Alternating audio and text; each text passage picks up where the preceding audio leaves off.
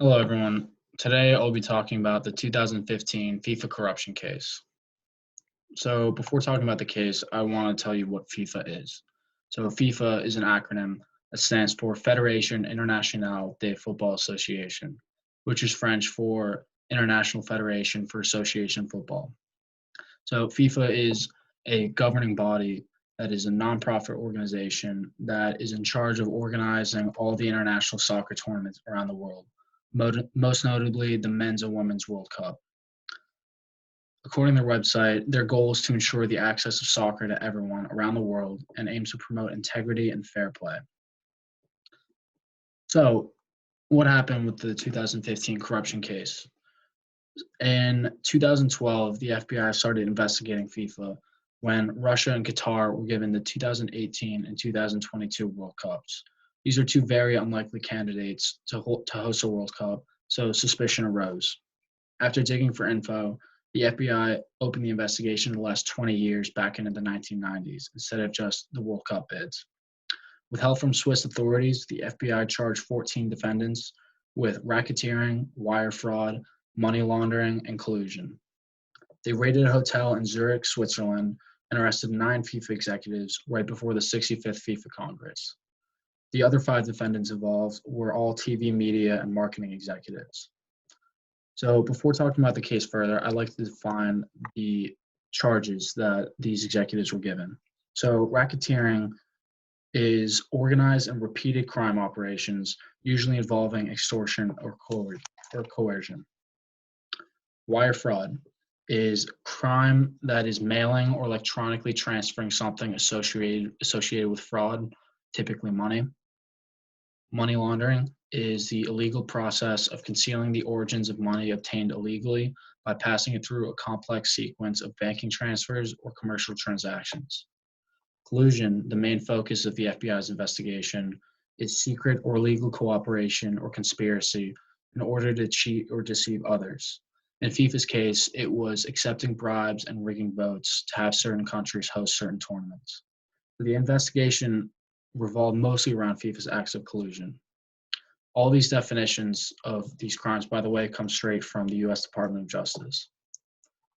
So, who were the personnel involved in FIFA? There were 9 personnel originally indicted, but these 5 were the main ones.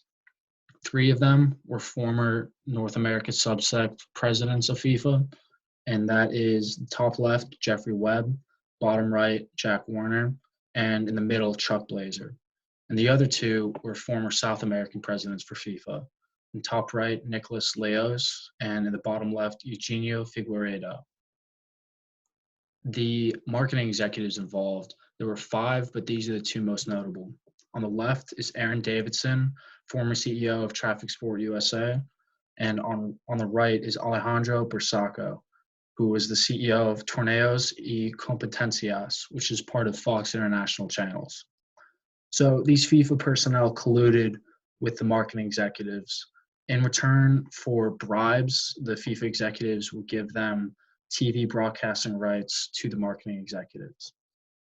And aside from the bribes and TV rights, the FIFA personnel would also rig the voting for host countries to hold certain tournaments in return for money.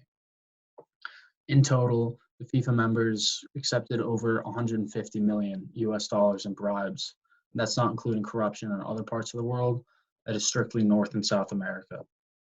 So, aside from the FBI's original indictment, there are 2 people of note that were not charged with anything yet.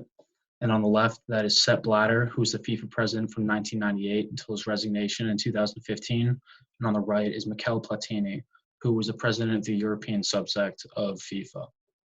These 2 were not a part of the indictment, but they were banned from FIFA and all soccer activities indefinitely. It was revealed once the investigation started that they were directly influencing the location of each World Cup in the last 20 years, rigging votes and also taking bribes.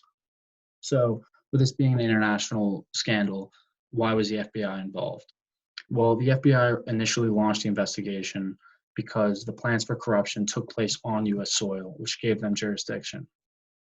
Now, in a sense, this corruption makes sense given the last World Cup before the investigation was earning around $2 to $3 billion.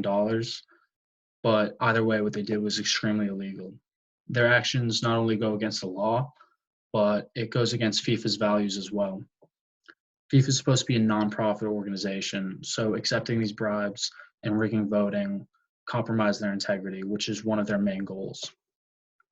So how does FIFA move forward from this? What are the solutions and the consequences? Well, because of these arrests, individual countries around the world and their soccer federations have opened separate investigations into top FIFA executives for corruption. All of them have come out and said that they are willing to help with these investigations, and they've said that they will give their full cooperation. Unfortunately, now for everyone involved in the sport of soccer, FIFA can no longer be trusted. It is the largest soccer organization and arguably the largest sporting organization in the world.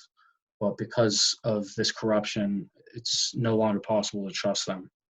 The investigation will continue, but hopefully they can catch everyone involved soon.